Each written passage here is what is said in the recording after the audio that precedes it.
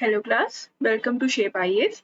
आज हम बात करने वाले हैं गवर्नमेंट ने 25 जून को संविधान हत्या दिवस डिक्लेयर किया है। अब ये संविधान हत्या दिवस क्या होता है, यानी कि कॉन्स्टिट्यूशन असैसिनेशन डे क्या है, इस क्यों डिक्लेयर किया है, हम इससे क्या साबित करना चाहते हैं या फिर सरकार क्या साबित करना चाहती है या क्या उनका एम है, उसके बारे में डिस्कस करेंगे। तो जुड़े रहिए शेप आईएएस से। चलिए आगे चलते हैं लेक्चर की ओर। तो ठीक है, 25 जून को सरकार ने डिक्लेयर किया है कि वह संविधान हत्या दिवस को सेलिब्रेट करेंगे, जो उस चीज को याद करते हुए जब 1975 में इमरजेंसी डिक्लेयर की गई थी। अब इमरजेंसी क्या होती है, क्यों होती है, ये हम आगे आने वाले स्लाइड्स में डिस्कस करेंगे। लेकिन अब तक के लिए आप ये जान लीजिए कि न्यूज में इसलिए क्योंकि 1975 में भारत में यानी कि देश में इमरजेंसी लगाई गई थी, जिसकी वजह से बहुत सारा गलत काम सरकार द्वारा किए गए थे, उस टाइम की सरकार द्वारा किए गए थे। ठीक है, आगे बढ़ते हैं। अब इसका रीजन क्या है? अब इसका रीजन ये है कि इंडिविजुअल फ्रीडम को सिक्योर करना, यानी कि एक इंसान जो उस बोलता है, जो करता है, जैसे भी अपने फ्रीडम को एंजॉय करता है, किसी भी फ्रीडम ऑफ स्पीच की बात कर लीजिए या फिर सरकार को क्रिटिसाइज करने की बात कर लीजिए, उस एक इंसान के पास ही फ्रीडम होती है कि अगर सरकार की पॉलिसीज के साथ वो रिलेट नहीं कर पाता या फिर उस चीज को पसंद नहीं करता, तो इंडिविजुअल के पास एक फ्रीडम होती है कि सरकार को क्रिटिसाइज करे। और ये डेमोक्रेसी का एक बहुत बड़ा पार्ट है। क्यों? क्योंकि जैसे कि डेमोक्रेसी के 4 स्तंभ होते हैं, 4 पिलर्स होते हैं, जिसको हम बोलते हैं कि लेजिस्लेटिव, जहां पे हमारे कानून बनते हैं, एग्जीक्यूटिव, जो उन कानूनों को इम्प्लीमेंट करते हैं, मतलब प्रैक्टिकल, मतलब रियल वर्ल्ड में लेके आते हैं, और तीसरा जुडिशरी, जहां पे मतलब जस्टिस आपको मिलते हैं, जो इन लॉज को मद्देनजर रखते हुए आपको जस्टिस प्रोवाइड करते हैं। वही चौथा स्तंभ है प्रेस।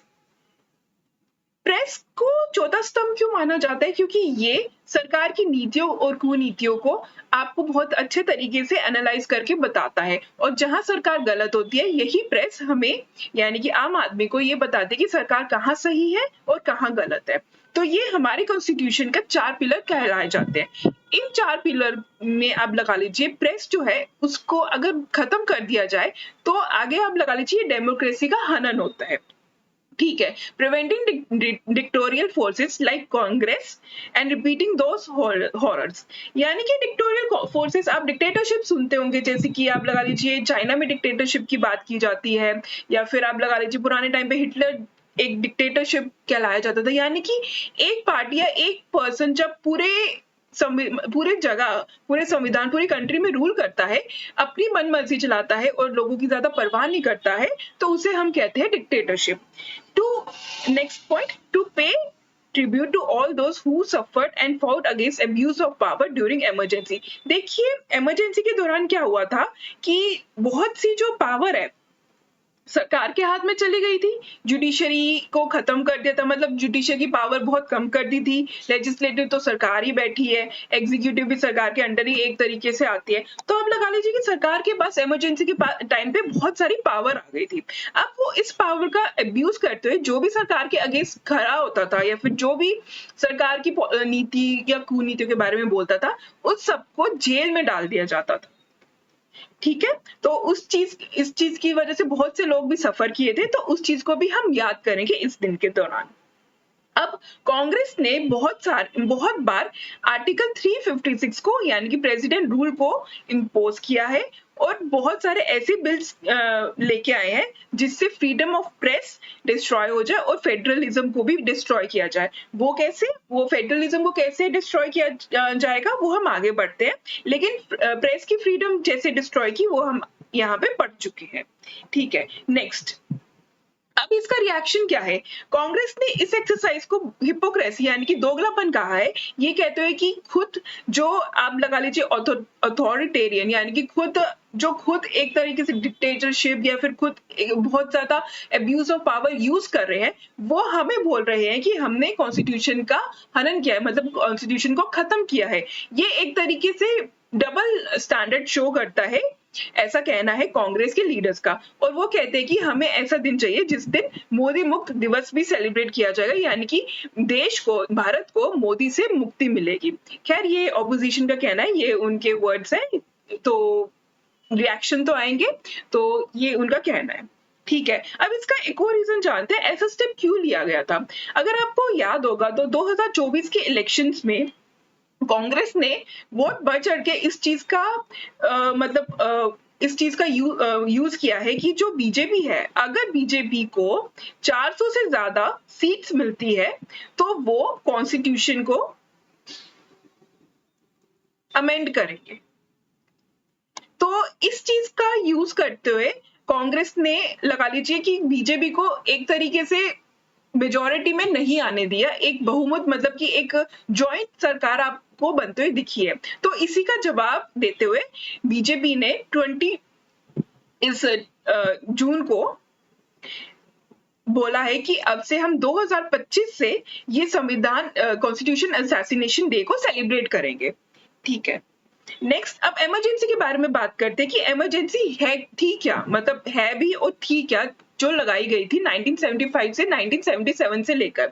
तो ये emergency former PM of India यानी कि इंदिरा गांधी ने लगाई थी 25 जून 1975 से लेकर 21 मार्च 1977 तक, और ये लास्ट गई थी, यानी कि इसकी जो ड्यूरेशन थी वो 21 महीने यानी कि 21 मंथ्स थे। इसमें हुआ क्या था, इसमें सारी की सारी लोगों की civil liberties and freedom of speech ले ली गई थी सरकार द्वारा। ये हम पहले भी डिस्कस कर चुके हैं। देन इसमें इनडिस्क्रिमिनेट अरेस्ट हुए थे, यानी कि जो भी सरकार के अगेंस्ट बोलता था, चाहे वो ऑपोजिशन हो या फिर रिपोर्टर्स हो, उनको जेल में डाल दिया गया था on the basis of prevention detention laws. Prevention detention laws क्या होते हैं कि मान लीजिए कि सरकार को लगता है कि आगे चल के कोई भी खतरा होने वाला है, कोई भी आप लगा लीजिए अननेसेसरी या फिर गलत सिचुएशन आने वाली है, तो वो लोगों को मतलब क्राइम ना होने से बचाने के लिए वो प्रिवेंटिव डिटेंशन एक्ट्स लेते हैं, यानी कि उनको अगर लगता है कि कोई क्रिमिनल है, ये क्राइम करने वाला है, तो उसको क्राइम करने से पहले ही जेल में डाल दिया जाता है। तो इमरजेंसी के दौरान बहुत सारी पॉलिटिकल प्रिजनर्स को सरकार ने, मतलब उस टाइम के सरकार ने अंदर कर लिया गया था और बहुत सारे एक्टिविस्ट को भी और बहुत सारे जर्नलिस्ट को भी जेल में डाल दिया गया था विदाउट ट्रायल। ठीक है, अब इस दौरान जुडिशियल चेंजेस यानी कि जो हमारी कोर्ट्स होती है, जुडिशरी होती है, उसमें भी बहुत सारे चेंजेस किए गए थे। किस तरीके की चेंजेस आई उनके बारे में बात करते हैं कि जो भी कॉन्स्टिट्यूशनल अमेंडमेंट होते हैं, यानी कि जो भी संविधान में अनुशोधन होते हैं, वो जुडिशरी के स्क्रूटिनी यानी कि जुडिशरी जो भी आगे करते हैं, जुडिशरी चेक एंड बैलेंस करती है, उसके मतलब जो भी अगर सरकार डिसीजन लेता है उसको जुडिशरी आगे चल के चेक करती है। वो जुडिशरी स्क्रूटिनी मतलब चेक करना कोर्ट से छीन लिए जाते हैं। देन जो जुडिशियल रिव्यू और रिट की पावर है, जुडिशियल रिव्यू में आपको आइडिया दे देती हूँ कि सरकार द्वारा बनाए जितने भी एक्ट्स होते हैं उस सबको जुडिशरी में चेक करती है, जिसे हम कहते हैं जुडिशियल रिव्यू। उससे क्या होता है कि अगर मान लीजिए कि सरकार ने कोई गलत नीति या फिर गलत एक्ट्स लिए हैं, तो उस चीज को रेक्टिफाई करने का मौका देती है जुडिशरी या फिर खुद से ही रेक्टिफाई करती है।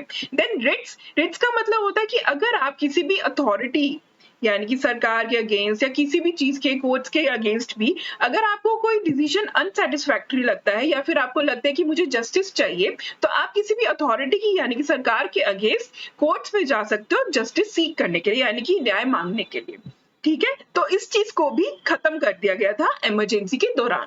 देन नेक्स्ट होता है फेडरलिज्म। ये देखिए, ये जो जुडिशियल चेंजेस हुए थे ये 42nd कॉन्स्टिट्यूशनल अमेंडमेंट में किए गए थे जो 1976 में हुआ था। और फेडरलिज्म की भी अगर हम बात करें, फेडरलिज्म को भी खत्म कर दिया गया था, ये भी 42 कॉन्स्टिट्यूशनल अमेंडमेंट एक्ट के दौरान किया गया था। इसमें क्या करते हैं कि extended the 1 year duration of president rule यानी कि state emergency from 6 months to 1 year, यानी कि जो स्टेट इमरजेंसी की बात की जाती है या फिर प्रेसिडेंट रूल की बात की जाती है, इसकी ड्यूरेशन 6 मंथ से बढ़ाकर 1 साल तक कर दी गई थी। यानी कि ये एक तरीके से फेडरलिज्म के कॉन्सेप्ट के अगेंस्ट था। क्यों? क्योंकि स्टेट पे एक तरीके से सेंटर ही रूल करता है और जो स्टेट इलेक्शन के द्वारा जितने भी राज्य के सरकार होते हैं उनकी पावर्स को खत्म कर दिया जाता है या फिर कटेल किया जाता है प्रेसिडेंट रूल के द्वारा। ठीक है, नेक्स्ट थोड़ा हम इमरजेंसी के बारे में भी पता कर लेते हैं। देखिए, भारत में 3 तरीके की इमरजेंसी लगाई जाती है। पहली होती है नेशनल इमरजेंसी, दूसरी होती है प्रेसिडेंट रूल और तीसरी होती है फाइनेंशियल इमरजेंसी। ये इनके द्वारा किस आर्टिकल में मेंशन है, इन्हें कहते हैं आर्टिकल 352, आर्टिकल 356 एंड आर्टिकल 360। अब किस ग्राउंड में नेशनल इमरजेंसी होते हैं उसको हम पढ़ लेते हैं। एक वॉर, एक्सटर्नल एग्रेशन यानी कि भारी ताकतों की तरफ से आप लगा लीजिए कि देश में कुछ हमला होने वाला है वो, या फिर आर्म्ड रिबेलियन यानी कि इंटरनल डिस्टर्बेंस आप लगा लीजिए कि कुछ ना कुछ इंटरनल डिस्टर्बेंस की वजह से आपके देश में कोई ना कोई प्रॉब्लम है। देन प्रेसिडेंट रूल होता है फेलियर ऑफ कॉन्स्टिट्यूशनल मशीनरी, इसमें एक और वर्ड ऐड कर लीजिए, इन स्टेट्स। यानी कि अगर राज्यों में कॉन्स्टिट्यूशनल मशीनरी फेल होते हैं या फिर राज्य असमक्ष होते हैं संविधान को इम्प्लीमेंट करने के लिए, तो तब प्रेसिडेंट रूल लगाया जाता है। और फाइनेंशियल इमरजेंसी लगाई जाती है जब फाइनेंशियल इंस्टेबिलिटी आती है हमारी कंट्री में। ठीक है, पार्लियामेंट अप्रूवल यहाँ पे चाहिए होते हैं within 1 month of issue of proclamation. Then approve president rule के लिए दोनों हाउस को अप्रूव करना पड़ता है within the period of 2 months, and financial emergency के लिए both houses को approve करना पड़ता है by simple majority within 2 months। ठीक है, अब इसको रेवोकेशन यानी कि खत्म कैसे किया जाता है, नेशनल इमरजेंसी को खत्म किया जाता है बाय प्रेसिडेंट और bye resolution of Lok Sabha. President rule को खत्म किया जाता है by president and financial emergency को भी प्रेसिडेंट के द्वारा खत्म किया जाता है। अब सबसे इंपॉर्टेंट बात कि जो इम्प्लीमेंटेशन है नेशनल इमरजेंसी कब कब लगी है। नेशनल इमरजेंसी 3 बार लगी है, ये हमेशा याद रखिएगा। 1962 यानी कि इंडो चाइना वॉर के दौरान आप लगा लीजिए नेशनल इमरजेंसी लगी। देन 1971 यानी कि लिबरेशन ऑफ बांग्लादेश वॉर के दौरान नेशनल इमरजेंसी लगी। देन 1975 में बाय इंदिरा गांधी, जैसे कि हम पढ़ चुके हैं कि आर्म रिबेलियन या फिर इंटरनल डिस्टर्बेंस की वजह से 1975 में नेशनल इमरजेंसी लग चुकी है। देन प्रेसिडेंट रूल ये 100 बार से भी अधिक लगाया जा चुका है, जैसे कि हम पढ़ चुके हैं कि फेडरलिज्म के अगेंस्ट है ये फेडरलिज्म के अगेंस्ट है, यानी कि स्टेट्स पे आप लगा लीजिए कि सेंटर का रूल हो जाता है तो 100 बार से भी अधिक बार ये इमरजेंसी लग चुकी है। देन फाइनेंशियल इमरजेंसी, फॉर्चुनेटली ये इमरजेंसी अभी तक एक बार भी नहीं लगी है, यानी कि इंडिया में अभी तक ये सिचुएशन ये है कि हम बहुत ही ज्यादा फाइनेंशियली इंस्टेबल हो चुके हैं। अब यहाँ पे 1991 की बात ना कीजिए, वो अलग केस था, उसको हमने संभाल लिया था, लेकिन अभी तक आप लगा लीजिए कि फाइनेंशियल इमरजेंसी यहाँ पे नहीं लगी। चलिए, ये तो देखिए हमने बहुत ज्यादा नेगेटिव बात कर ली कि इमरजेंसी के दौरान क्या क्या प्रॉब्लम हुई थी, लेकिन इसके हम थोड़े पॉजिटिव एस्पेक्ट के बारे में भी बात करते हैं, जैसे कि 42 कॉन्स्टिट्यूशन अमेंडमेंट एक्ट के दौरान हमें मिनी कॉन्स्टिट्यूशन भी मिला 1976 में। इसको रिकमेंड किया था स्वर्ण सिंह कमेटी, आप इसको SSC के नाम से भी याद कर सकते हैं।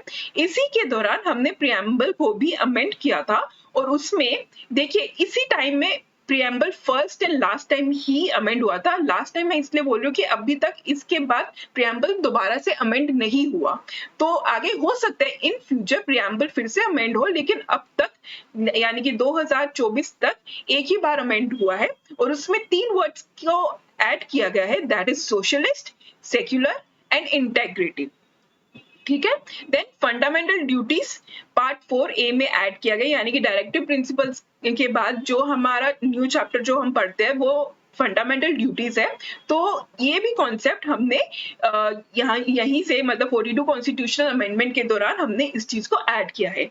देन यहाँ पे पार्ट 14A को भी हमने ऐड किया है, जिसके दौरान ट्रिब्यूनल्स जैसी की फैसिलिटी हमें प्रोवाइड की हुई है। अब देखिए ट्रिब्यूनल्स की जरूरत क्या है, आपको पता है जो जुडिशरी है वो ओवरबर्डन है, जुडिशरी में बर्डन बहुत ज्यादा है।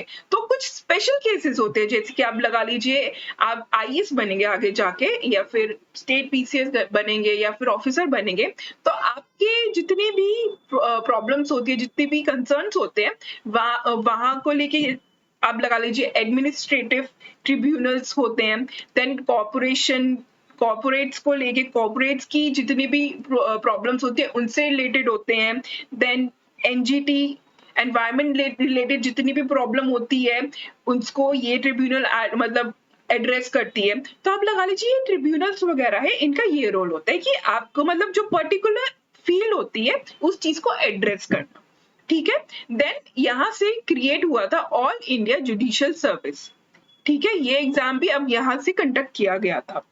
देन यहाँ पे 3 न्यू डीपीएसपी यानी कि directive principle of state policy का भी एडिशन हुआ था, जिसके दौरान equal justice and free legal aid की प्रोविजन मिली। फ्री लीगल एड की अगर हम बात करें तो नालसा के बारे में आपने सुना होगा, नहीं सुना तो आगे आने वाले चैप्टर्स में आपको पढ़ाया जाएगा। इसके दौरान आपको फ्री लीगल एड मिलता है। Then participation of workers in management of industries. देखिए वर्कर्स क्या होता था कि जो इंडस्ट्रीज होती थी, ये देखिए यूपीएससी 2017 में इस चीज से रिलेटेड क्वेश्चन पूछा गया है। तो आप लगा लीजिए कि जो इंडस्ट्रीज होती थी, इंडस्ट्रीज कहते हैं कि 99% प्रॉफिट अपने ऊपर स्पेंड करती है और 1% जितना भी उनकी अर्निंग है वो अपने वर्कर्स को देती है। देन आप लगा लीजिए वर्कर्स की जो कंडीशन है वो बेकार होती है, वर्कर्स ठीक से काम नहीं कर पाते, बहुत ही इनह्यूमन टाइप ऑफ कंडीशंस होती है। लेकिन अब क्या है कि वर्कर्स की भी से है, जो भी मैनेजमेंट होगी इंडस्ट्रीज में उन चीज में, मतलब वर्कर्स को सिर्फ एक काम करने की वो नहीं समझी जाएगी कि काम करने की मशीन नहीं समझी जाएगी, वर्कर्स को भी एक पार्ट माना जाएगा कि ये इंडस्ट्रीज का पार्ट है। ठीक है, then protection of environment, forest and wildlife. देखिए आज हम बात करते हैं कि धरती खत्म होने वाली है, डिफॉरेस्टेशन एफॉरेस्टेशन के बारे में हम बात करते हैं, या फिर क्लाइमेट चेंज के बारे में बात करते हैं, लेकिन आप लगा लीजिए कि 42 कॉन्स्टिट्यूशन अमेंडमेंट 1976 से ही आप एनवायरनमेंट के बारे में बात करना शुरू मतलब एनवायरनमेंट के बारे में बात शुरू हो चुकी थी। ठीक है, देन अब इसमें एक और चीज बोलूंगी कि 44 कॉन्स्टिट्यूशनल अमेंडमेंट एक्ट में बहुत सारे जो गलत decision 42nd constitutional amendment act में लिए गए थे, वो चीज जनता गवर्नमेंट के द्वारा नलिफाई यानी कि खत्म कर दी गई थी। यानी कि 42 कॉन्स्टिट्यूशनल अमेंडमेंट में बहुत सारी चीजें जो गलत की गई थी 42nd अमेंडमेंट में, वो खत्म कर दी गई थी। ठीक है, सुप्रीम कोर्ट और हाई कोर्ट की जो पावर थी उनको रिस्टोर किया गया। देन जो टर्म थी internal disturbance and arm rebellion, internal disturbance को आर्म रिबेलियन के द्वारा रिप्लेस भी किया गया है in respect of national emergency. ठीक है, देन आर्टिकल 20 और 21 को कभी भी नेशनल इमरजेंसी के दौरान सस्पेंड नहीं किया जाएगा, और ये क्वेश्चन भी यूपीएससी में पूछ लिया गया है।